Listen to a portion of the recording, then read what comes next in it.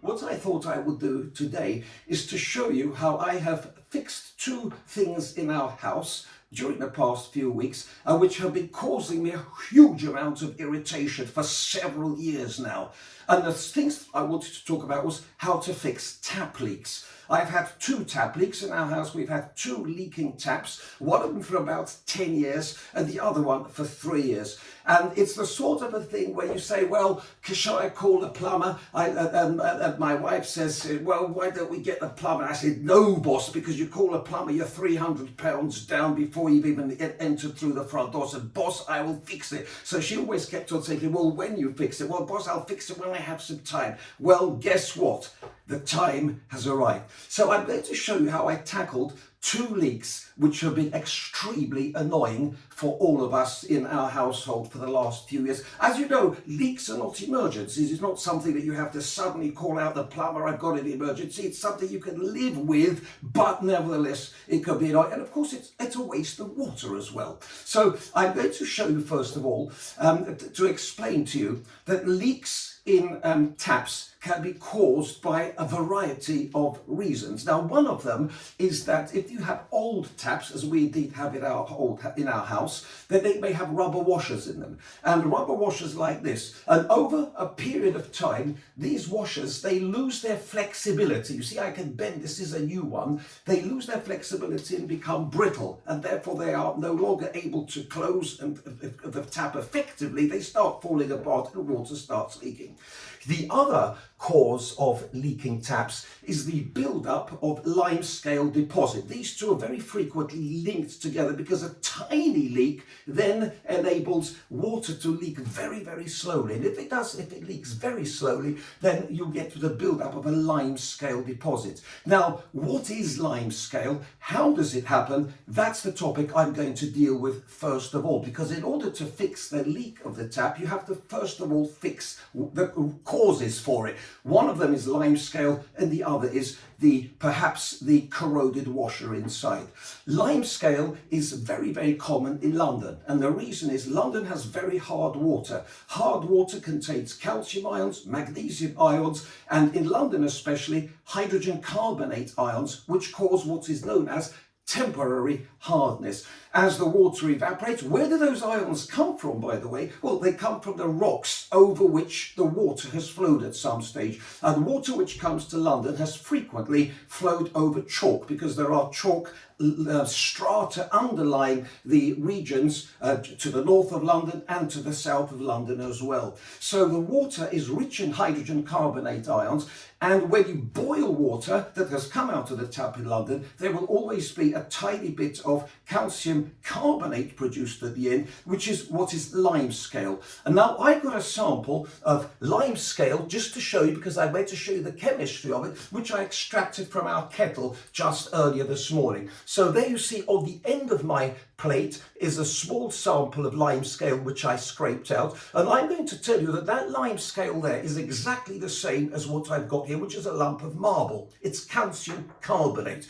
It's tinted. Pure calcium carbonate, of course, is pure white, but this is tinted. It is slightly contaminated with a small amount of iron carbonate as well, because there's tiny amounts of iron present in our water as well. So what I'm going to do to you first of all is to show you and explain to you how limescale removers work and what the principle is. Limescale removers are all acidic, they're acids, and the principle of the reaction is that acid plus carbonate makes salt plus carbon dioxide plus water. That's the chemistry of it. So when you place an acid onto the limescale will fizz up to show that there is carbon dioxide being released, and consequently it will dissolve. So I'm going to show you first of all using this limescale which I have here. I've placed it into a little earthenware vessel, and I'm going to show you the acid which is used commercially on a wide scale for industrially, should I say, on a wide scale for removing that, and that is hydrochloric acid, which I have in this bottle here. Now, I'm going to use concentrated hydrochloric acid. It's available in shops. It's called spirits of salts, but it's primarily used for cleaning rust off metal surfaces. And indeed, I was recently passing a car wash place where they wash cars, and I saw a 25 litre drum of concentrated hydrochloric acid. Because I read the instructions, I was amazed to see that they use acid to clean cars. What you do is you dilute it 10 to 1, that's what the instructions had, and then you spray it over the wheels and it dissolves corroded iron presumably in dust or whatever, but clearly very, very effective, and it is, as I said, used industrially. Now, concentrated hydrochloric acid will react very, very vigorously indeed with the calcium carbonate or the Limescale, which I have here, and it will completely dissolve it in a matter of seconds. So I'm going to add some now, drop by drop, just to show you this quite vigorous reaction. And it's frothing up. I hope you can see that. There we are, it's just frothed up. And now the Limescale has completely dissolved. There is absolutely no solid left whatsoever. And just to show you that it's dissolved, I'm going to now pour it into my beaker of water here. Et voila. And you see, there is absolutely nothing left in there. So you see, concentrated hydrochloric acid is a phenomenally useful material, chemical for dissolving Limescale. Now, obviously, in the household, people who are not acquainted with chemistry might be slightly apprehensive of using spirits of salts, which is what this is sold as commercially. And of course, the people who sell cleaning products have developed a whole range of substances which are also branded as Limescale removers. And I've got 4 of these here, and I wanted to introduce them to you. So when I was about to tackle the problem on our tap, oh, by the way, Oscar, could you please show everyone the taps I'm talking about now? Because the taps I wanted you to have a look at are on the sink there. It's a sink which we've had for quite a few years, and it's the one on the left. If you can imagine, it's got that red spot on, that's the hot water tap. It's quite an old tap design, I'm sure you'll all see, and it's quite beautifully chromed, etc. But that one on the left was from the bottom, from halfway to the bottom, it was totally encrusted in Limescale. Thank you, Oscar. Just put that gently, take your time, bring it back. And the Limescale deposit had totally encrusted the bottom of it, and it just simply looked foul, and I couldn't bear the sight of it. Apart from that, there was a tiny amount of water leaking from the tap. So my first job was to get rid of this Limescale from the outside of the tap, which you see I have done effectively. So I said to my wife, I said, "Boss, have we got any Limescale removers in the house?" And she said, "Yes, of course, she go to the cleaning cabinet where I've got all my," and I pulled this out, you see. Here it is, Limescale Remover Eco HG, and I thought, brilliant. So what is this that we can buy in the shop then? And I read the instructions, and here it is, Limescale Remover HG. Limescale remover removes scale from all surfaces quickly, safely and effectively. Oh, so I thought, brilliant, let's try this out. And it also tells you it foams and it's got perfume in it and all the rest of it. So I then read the instructions, but then I also read on the ingredients, what the active ingredients are. Notice, by the way, safety. It's very dangerous, very, very corrosive, and it has you to take great care, wear gloves, the whole caboodle, and it's unbelievably dangerous. Limescale remover, it will destroy your Limescale. So let's just have a look to see what the active ingredient. I was expecting, of course, to read hydrochloric acid, but lo and behold, I am absolutely amazed. It says the active ingredient contains lactic acid. Lactic acid. Do you know what lactic acid is, dear children? It's the stuff which sour milk contains lactic acid. Here, I have a sample of Greek yogurt. I'm going to have some, and this contains lactic acid. Let me have some and see how sour it is, how it's going to corrode me. Absolutely delicious. And I'm sorry I'm having some of my lunch at the moment because I'm getting quite hungry. But this, can you imagine painting that over your tap to get rid of all of the Limescale? I can't, but these people clearly can. Now, obviously, lactic acid is produced by milk as it is bacteriologically changed, and it makes sour milk, which actually is very good. The sourness is due to the lactic acid. Lactic acid is also present in other natural products, and I invite you to check this out for yourselves on the relevant internet sites. You can look up lactic acid, 2-hydroxypropanoic acid, but the essential point about lactic acid, it is actually a weak acid. Now, what is a weak acid? Well, a weak acid is one which furnishes very few hydrogen ions compared to the number of molecules. We say that it has a very low ionization coefficient. So if you take 1,000 molecules of lactic acid and dissolve them in water, about 4 or 5 of them will release hydrogen ions. Now, it's hydrogen ions from the acid that actually do the descaling, not the molecules.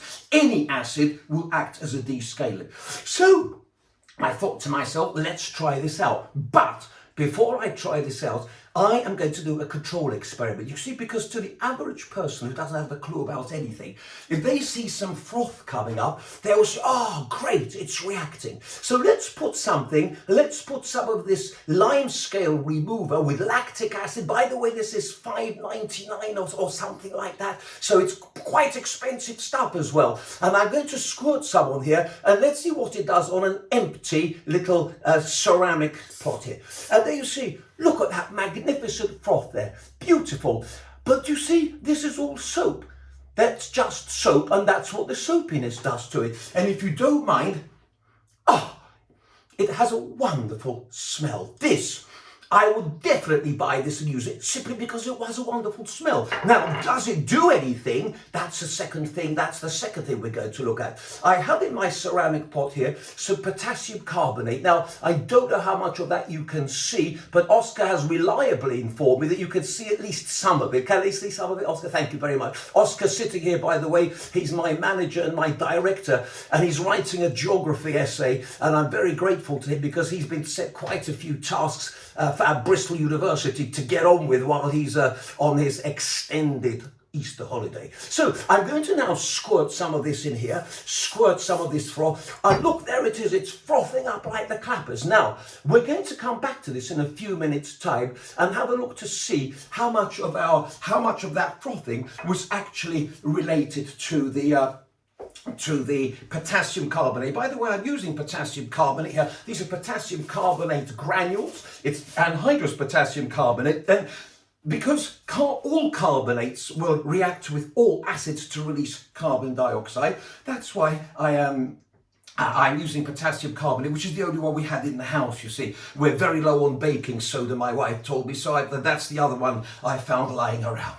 So I'm now going to turn to 3 commercial products and fairly quickly put them on. Now, this is Power Limescale Toilet Cleaner by Sainsbury's. This is the cheapo version. And if you read, once again, they've got this hugely corrosive side, etc. It's deadly, so don't touch it and all the rest of it. This too has a wonderful perfume, but it has a slight advantage over this one here. It has a very nice colour. So you pour some of this out, you see. We're going to look now the evidence, but as I said, this one too contains lactic acid, the weak acid, you see. It may contain another acid as well, because it doesn't say whether that's the only active ingredient. And I think you could see there is definitely a hint of something going on there. There is definitely a hint of some frothing other than just the blue liquid which I poured. And I'll have a sniff of this if you don't mind. Very reasonable. I have to say, these smells, I do enjoy these smells. Now, I'm coming on to another one. Now, this is Harpic. This is, of course, a well-known type of a company for manufacturing sanitation chemicals. And this is 100% Limescale remover. Kills 99% of germs. Lots of percentages here. So this is pretty lethal stuff. It will definitely dissolve Limescale. Now, if you actually read the instructions on this one, it does tell you it contains hydrochloric acid. Not only that, it actually contains 6.75 grams per 100 grams. Now, that is actually of the solution. Now, that is actually a significant amount of hydrochloric acid. It's approximately 2 molar in strength, which is quite a strong concentration. So I will expect this to definitely do more than the other one, or certainly to do it faster. So I'm going to pour some on here. I'm going to pour some on here and leave it there. You can see beautiful color once again. Delightful smell once again. And we're going to put this one down here and allow that one to froth away. And there's definitely some reaction taking place. But I think if you can look closely, you could see some larger bubbles on that one. That one, you see the one with the hydrochloric acid in, has got larger bubbles in. And this one here with the lactic acid, it's definitely doing something. Don't get me wrong, there is a reaction, but no large bubbles as yet.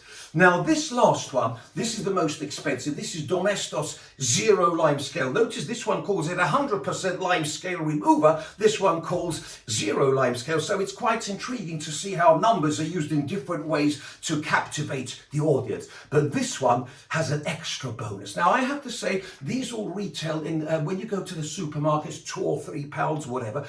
But on a good day, when they do special prices, you can get them for 99p. When I see them for 99p, I immediately buy 4 or 5 because I love cleaning out all sorts of things in our bathroom. There's plenty of Limescale if you live in London everywhere. Now, watch carefully as I pour some on here. Now, there we are. Now, you see, this is like a jelly. It's got a much higher viscosity. And the reason is the manufacturers claim that this this enables it to stick to whatever you're cleaning much more effectively. So if you're putting this on the outside of a tap, which is caked in Limescale, by gum, this will certainly stick to the tap. And as we notice, the previous one, I can tell you that there's very little going on at the moment. You see, there's very little on. It's very thick and it's like a jelly-like substance. You don't expect it to be much. This one, by the way, this one has even more hydrochloric acid. This is about 2.5 molar hydrochloric acid. By the way, I have to tell you that 2 or 3 years ago, I've got samples of these in the chemistry department because I was hoping to teach some of you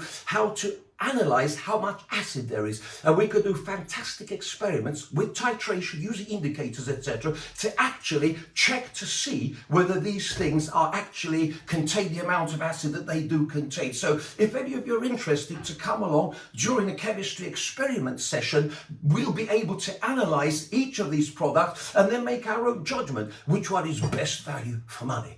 And now allow me very briefly to show you. So the first one that we put in, the most expensive one by far, it's done absolutely nothing, no froth at all. But I can tell you one thing, the smell is definitely the best. So that's got a great smell, but it doesn't do much to the Limescale. We then go to this one along here, and we see it's frothing up a little bit. We see this one here, there is definite evidence of frothing, and this one here, there is definite evidence of frothing. It's beginning to froth, but notice it's beginning to turn blue around the edges. Now that for me is just such fun, because you see it's got an indicator in it. So not only is it actually doing the chemistry in the fact that it's removing the Limescale, it's actually showing you this because it's turning blue. So when it actually does its job, it then changes color from pale green to blue. Now what I can do with each of these, I can then dab a little water on them, because if you actually dilute it a little bit, sometimes especially the jelly ones, they start to react a little bit better. And I'm getting this reaction here. So I'm just adding a few bits of water. We're going to leave this then. I'll just show you this. I've added a bit of water there, and a little bit of water here, just to dab it on a little bit. And then we'll leave the descaling, except for to tell you that using this green one here at the end, the zero one, by gum, I got a good result. And you saw the tap, it had been there, it is now. I just wanted you to see that the blue color showing you that it is actually doing its job. So it's got a built-in indicator. And this one, I believe, is a bit more expensive than others, but it's certainly the most effective and certainly the most fun. But the smell, you know, perfectly good. I can live with this. So that's my recommendation for you for descalers. But this is, of course, is not about recommending or not recommending descalers. It's not about teaching you chemistry. It's about showing you how to fix a leaking tap. So having got all the scale off, Oscar and I then proceeded to try and get the tap apart to get to the washer to see whether we could change it.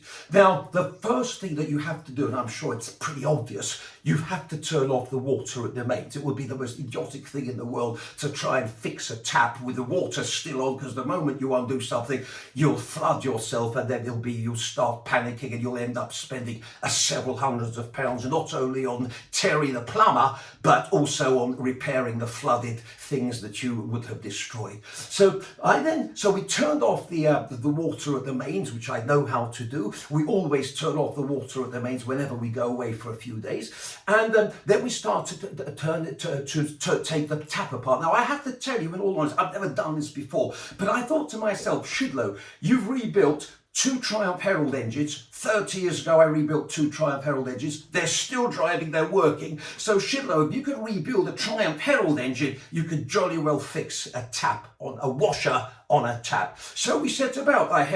Here I have my Triumph Herald spanner set. Here I have an adjustable wrench. I thought, brilliant, let's go and see what we could do. Do you know what, dear children? Within a few minutes, I have discovered that these tools, simply the nut on the base of the outer of the part of the tap was just too big. I could grip it with this, and I was able to turn that off. But then, when I wanted to take out the next part of the tap, then I ran into difficulties, because none of these spanners remotely had a charge. So I thought, let's hunt among the old tools. So I had some old tools kicking around. I had these various wrenches here, adjustable wrenches. This is called a Stetson. This is very heavy duty stuff. And do you know what? I decided, no chance. You see, if you were going to try and remove the top of that tap, or the bit under the outer sheathing to the part where the washer is, by the way, I can tell you what that part is called. It's called a headgear assembly. The headgear assembly, to remove the headgear assembly, you needed a spanner which was bigger than this, but also it was very tightly done up. So if you were to get even the right spanner and give it a good wrench, you might actually wrench the whole tap off. So this is actually quite a tricky and sensitive operation. Now, I decided straight away, you cannot attempt this with all these tools here. You've got to get the better tools. So I thought to myself, Szydlo, high time you got yourself some proper plumbing spanners, or spanners that can do the lot. I went on eBay. Do you know what? It's amazing what you can buy. Look, here I show you. I bought a set of spanners. Now there are sets of spanners, by the way, come in 3 sizes. You can get metric, AF, or Whitworth. And I thought to myself, I'm always an AF man. A Triumph Heralds are made in imperial units, inches, as everyone knows. And this is a set of, these are US Pro combination wrench set of spanners, wrench, or whatever. Brilliant. 20 odd quid. I thought, best value for money you can imagine. I just love getting, I send myself presents. I get myself a set of tools, and I love opening it, seeing and touching and feeling. But you know what? Once I bought that lot, I looked for some more spanners, and I thought, while you're on the case, Szydlo, you may as well get some more. And here I bought this amazing collection. Now, these are metric spanners. They're not much good, but the point is, they look great. And so I bought these as well. Who knows? You may one day come and have to do other installations using these. This was £23.99, including postage. Phenomenal value for money. Consider, it cost you 300 quid to call out Terry the plumber to tell you you've got a broken washer just for call out fee. 23 quid. You could do it yourself. You save money that way. Can I also tell you, I got so carried away, I actually bought myself some Whitworth spanners as well. Now that's yet another type. I haven't even opened this box. I'm leaving this for darker times when I feel I could open something and look at something nice and shiny. But what I wanted to tell you next is, I then bought these spanners, you see, and Oscar applied the right size of spanner. He applied the right size of spanner to the what did I call it? Because I've got the name, headgear assembly. It's not that easy to learn the names of all this. He applied the correct spanner, you see. By the way, this is, I'm just holding this one because I'll be showing you this in, there it is. He started trying, he still couldn't undo it. So Oscar, be very careful. Now the technique that we use for undoing very, very tight nuts is called impacting. And what you do is, you put your spanner on and then you gently tap it with a hammer, and then suddenly at a certain point, that prevents you, because if you pull consistently, you might wrench the whole tap assembly and cause yourself a huge amount of problem. Now, once we had done that, Oscar then was able to take out the headgear assembly. And I will show you, because I've got another similar tap here, and I will just show you how the tap is constructed. So this thing is called a capstan, which I'm undoing. That's called a spindle, and this here is called a headgear assembly. So he took the whole headgear assembly out like that, you see. Now then, what you've got inside, you see, what you've got inside, once you've got out the headgear assembly, you've got the body of the tap, which is down there, and you can see there's a large hole, and then you've got this is your rubber washer, which fits on top of that hole like that. And this, by the way, let me just check, this is, believe it or not, this is called a jumper. And I presume it's called a jumper. I had to look these names up, by the way, so you'll excuse me occasionally going into my dictionary. That jumper, I presume it just jumps out. It sits in there like that. And of course, you can see some corrosion. There is a little build-up of limescale there. In fact, that will be a mixture of calcium carbonate and copper carbonate, because this has got brass, so it's got a tiny bluish tinge to it as well. And there you see, so we were able to do that. And then we found that the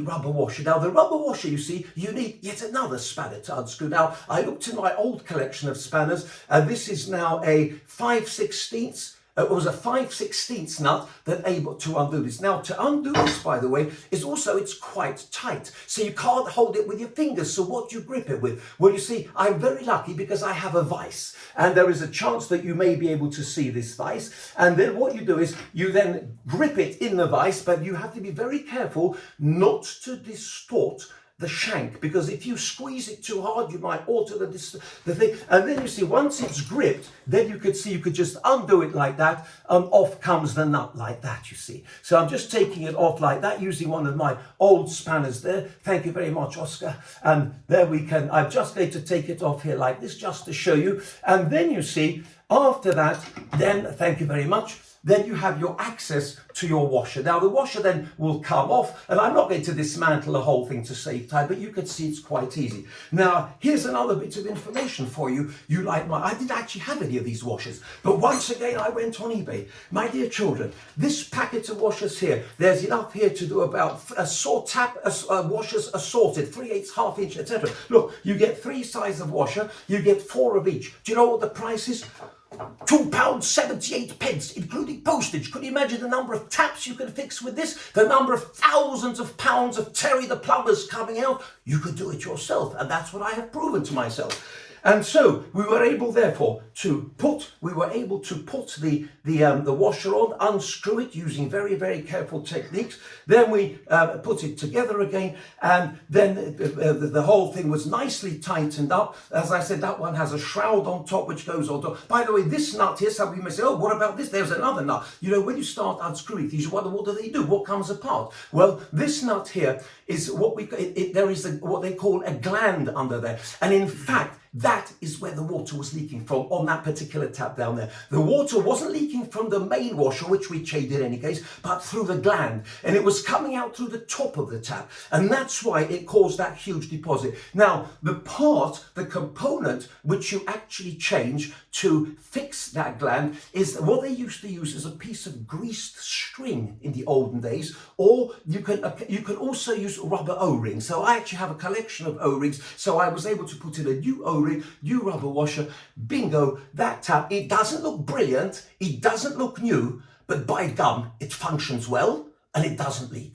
So now I'm going to go on, having showed you how we tackled the first tap. Now this was a problem which we had for about 10 or 15 years. I'm now coming on to another issue which has been aggravating me quite considerably. You see, my wife, the boss, she always insists on buying nothing but the most expensive equipment, you know, for the plumbing, she wants the house to look elegant, etc. So when we had the plumbing done here, this was about 15 years ago, she bought the most expensive tap in the world, and she installed it in we have a little bathroom upstairs for a little sink. And here is the tap, you see. Here it is. This is it. Nothing less than £400. Magnificent piece of engineering. Beautiful, chrome, shiny. Regrettably, it's broken, and I don't know whether anyone can see. I'm sure you can see, but there should be a little knob sticking out of it. This is a joystick type of hot water, open, cold, hot. There is a little ball joint thing in there with a lever which sticks out. And that had been leaking. Now you could see it's been leaking because you could see the build up of the Limescale there, but it had been leaking, but only from the cold side. So in other words, if you put it in the hot position, you could turn it off in the hot position, but if you move it to cold, then it would continue to, and it would drip, drip, drip, drip. Now, when it drips, you see, over a long period of time, let me show you what happens. You get, not only is the annoying thing that it drips, but also it builds up Limescale deposits on the tap. So I've unscrewed the end of that tap, you see, and you can see the Limescale deposit on there. So that, of course, no one looks under the tap and say, oh, by the way, that looks ugly, but it affects the flow rate of the water, and of course it doesn't contribute, it does no one any good, the build up of this Limescale. So I said to the boss, there is no way I can repair this. This is far too complicated for me. So we're going to have to change this tap altogether. So she said, well, okay, in that case, you'll have to do it. Shall I get the plumber? I said, no. I said, what's the point of calling out someone to change it for free? Now you've got Oscar Szydlo and Andrew Szydlo, and oh, we'll do it for you. And you know, she said, okay, see what you could do then. So she's seen what we could do. We fixed it, but it wasn't an easy job. And I wanted just to tell you a little bit about it. It was, in fact, far more difficult than I anticipated. And I learned lots of new tricks when doing this. You see, once again, I always have at the back of my brain, Szydlo, you built two engines. If you could build two-car engine, you could change a silly tap in a little bathroom. Of course, easier said than done. But now that I've done it, I can say it is easy, and by God, I will give anyone any tips or hints they want to do. I'll be very happy to help you. Now, what I wanted to tell you is this. This lever had broken off, so it was leaking in the cold position. Then you could close it in the hot position. And so I decided, once again, we have to, in order to change this tap or do something about it, we have to turn off the mains supply tap. Now, the mains supply to the ground floor where this is a different tap. It's a different tap from the one which operated this. So we turned off the mains cold water supply. And then I said to them, with considerable difficulty, by the way, it was a very old tap. In fact, I have to tell you the truth, this is the exact tap. I've actually got this tap because I've replaced it since, but it operates on the same principle as this one here. And this is about 30 or 40 years old. It's part of the original plumbing system that was installed in this house. And it's a jolly good piece of engineering. And there was a problem because when my wife did it up, she did it up tightly, and I did it up tightly, you could feel there was something wrong. It wasn't going up nicely, and you could feel it was hard. And no matter how tight you did it without doing any damage, bearing in mind you can't over tighten, water was dripping out through this tap in the cold position. There was no way we were going to unscrew this tap without a continuous water leak. So I had now developed another problem, another leaking tap, which was this one here. Now, I then had no idea I don't know what these taps are called. I don't know. So this was, by the way, this was in the day of the lockdown was just beginning. And I had already not attended school on the Wednesday for fear of my own safety. So what I did was I had to take this tap, but I couldn't take it out to show them because I had no idea what it's called. I had no idea what the dimensions are, etc. So Szydlo has now got clever. I've started using these modern cameras, and the one I'm using is the one I took the photo of. Took a photo of this, went down to the local plumbers in Archway Road, and I said, hello, can you do me a tap like this? Now, he looked at this tap and he said, sorry, mate, this is about 40 years old. We don't do taps like that no more. So I said, well, what's the closest? We got a metric equivalent. So I said, okay, well, do us a metric equivalent. Do us whatever you got then. So, and I said, it should stay. Yeah, he said, it'll be all right. You could use that. Do you know how much a new tap? I brought this home and I showed it to my wife and I said, boss, what do you reckon this tap costs? It was beautiful. It's almost exactly the same as it's been new. And she said, well, I don't know, 15, 20, 30 quid. I said, boss, £4.99. Amazing value for money, £4.99 for a complete working tap. I couldn't believe it. So here we go, a new tap. Now, the problem was I now had to unscrew. This tap was in line. Now, the way these taps are made in line with a type of engineering joint, which I will explain to you, it's called a compression joint. And the principle is this: the tap sits in pipes like this, and then on the end of the tap, you have your copper pipe going in. Now you have this golden ring here. This is called an olive, and on top of that you have a nut which goes on, and that nut screws very tightly onto and you have two of these. Now they're what are called as compression joints. Now you might be interested to know, especially those of you who have seen the Triumph Herald Automobile Engine Society, we actually have one of these compression joints on the Triumph Herald. It's where the coolant water return pipe goes into the water pump housing. It's very unusual to have this type of engineering on motor cars. But as I said, the Triumph Herald does actually have one.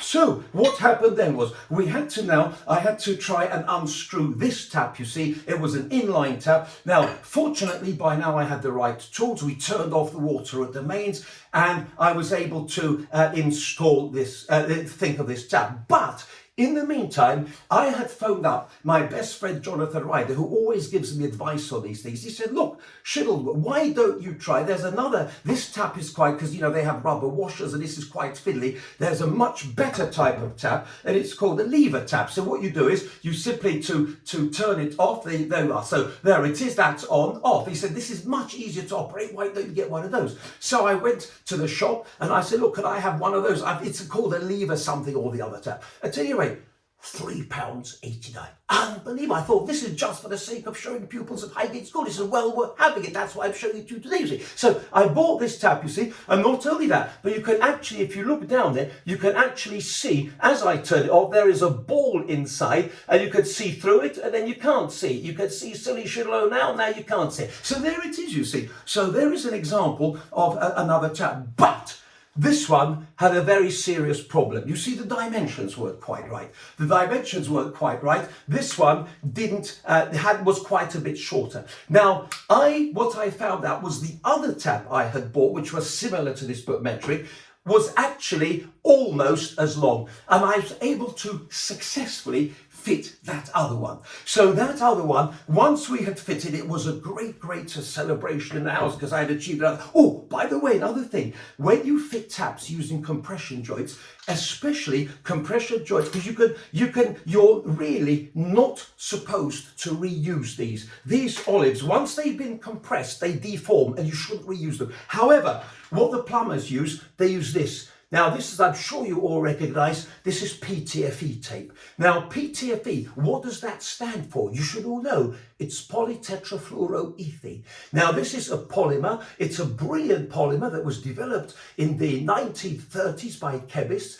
And the polyethene was the first thing, but then they started making a whole variety of offshoots of using unsaturated hydrocarbons to make new types of polymer. Now, this is called polytetrafluoroethene. The monomer for it has the formula C2F4, where 4 hydrogens have been replaced by 4 fluorine atoms. How anyone invented this, I have no idea, because fluorine is an unbelievably toxic and reactive element. But such is the nature of chemists. They will invent, they will find until they find something brilliant. Now, this PTFE is what's used, of course, for non-stick frying pans. It's used for skis, everywhere where you want a lubrication for a solid surface. And in this particular case, this is used actually to wrap around the pipe, or the O-ring, in order, as you wrap it around, so when you tighten this up, this ensures that water can't leak past the joint. It's like a double safety strap to ensure that you've got a good joint.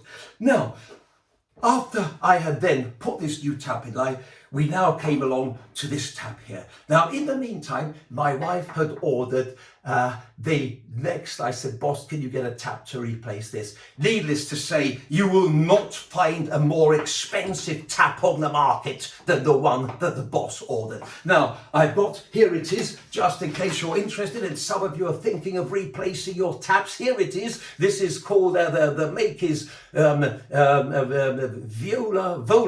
HV1. If you go into a bathroom shop and say, have you got a Vola H HV1, they will say, oh, you're Rolls Royce of taps, because you'll have hit the nail on the head. Now, do hunt around if you're going to buy one of these, because the prices can vary. My wife said she got this for a bargain price of £400. I said, well, what's the real price, boss? I said, clearly, you're into bargain hunting, etc. And she said, well, something like 500. I said, oh, boss, this is clearly going to be bread. So I took the tap out of its thing. We unscrewed. This was all, it was still in the thing. It was still connected. There's a sort of cover on the basin, and I pulled these. Then we turned off. I looked to see the connectors, which were these. And then when the tap arrived, I couldn't believe it. The pipes at the bottom, they didn't have these things on the bottom. Let me show you, I've got a photo. They have completely different endings on the bottom. And I just wanted to show you this. I got this on a photograph because the thing is connected. And there it is. It came with these endings on the bottom.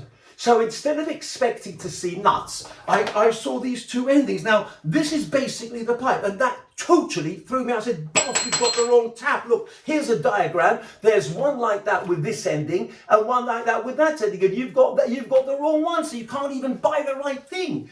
So she said, look, give me a break, fix it. I said, of course, I'll fix it for you, boss. So I phoned up the shop and I said, look, I'm terribly sorry. I'm not much good at these things, but I don't quite understand how to fix a tap with this kind of ending onto a pipe which is designed for this. They said, dear sir, this is well known. We have lots of these inquiries. That tap like this, we know that these are no longer made. And the reason why that diagram shows these is because this is actually for the American market. So in the American market, they're still using these. But we now have and she said, what you want to do is go to a plumber's merchant and buy a suitable connector. And she explained to me, very nice lady actually, exactly how to do it. And of course, then the problem was solved. Of course, it was another one of these compression fits. But what you were joining was one pipe of one diameter to another pipe with another diameter. And essentially, what you're doing is that, you see. So I was essentially joining these two pipes with it. So I got the connector, you see, got the connector,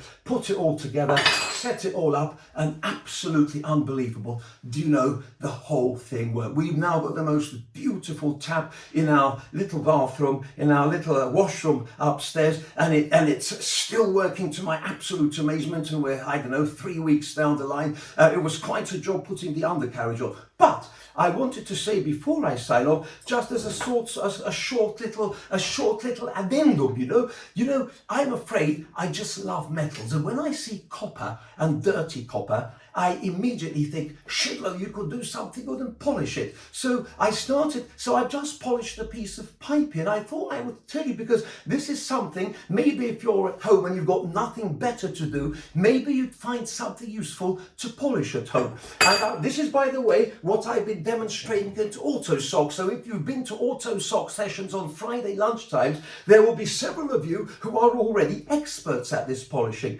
Now, the metals which are particularly suited for polishing are copper, brass, and silver. And I have just, here you see, polished a little piece of sample like this, a little piece of pipe, but I'm just going to show you because it's very spectacular. This is some sort of a bowl, which I think is silver plated. I don't know what the hell it's for, but my wife found it. She said, look, don't throw that away, it's valuable. I said, yeah, okay, boss. And I said, would you like me to polish it? Yeah, of course you can. So I'm just going to show, I'm going to try and attempt to polish a tiny little bit of it, just to see whether it really does the biz. You see, but it's always very important when you use a polish or anything to test the small sample. So I've placed a small amount there. That, by the way, is a huge amount, but it doesn't matter. And I've got my little polishing cloth here, and I'm going to now, in front of your eyes, to see whether I can get any result, you see, because there's no point in attempting to do something if you don't know whether it'll work or not. By the way, this polish, and there it is looking like that, you see, and then with a nice cloth, you then start to rub it a little bit. And I think you could see in no time at all that there is a beautiful effect already becoming apparent. Now, that pale yellow colour, by the way, you may as well know the colour, you may as well know the chemistry of it. That pale yellow there is due to silver oxide. Silver also tarnishes very, very slowly in air, and it will build up this sort of slight deposit here. And indeed, copper also builds up copper oxide. Now, how polishes work, I'll do that on another occasion because that's another lesson in chemistry, etc. And before I sign off, I just wanted to show you, I have been busy with the polish. I wanted to show you just before we finish one of the most beautiful things I've managed to polish up, as you see. And this is a beautiful cocktail set which I want to show you here. This is a beautiful cocktail set. It's made in India. Now, my mother spent 5 years during the war and shortly after the war in India, where she was hosted by there were 5,000 Polish children there in a camp, and she brought back. My mother also loved metals, you see. She brought back quite a few things made of metal. Now, in India, they have a very, very ancient tradition of metal craft. They were wonderful at casting metal, making not only India, China as well. Ancient history of metallurgy and metal craft. So I brought this back. It had been lying around for quite a few years, and I polished it up, and here you see the result.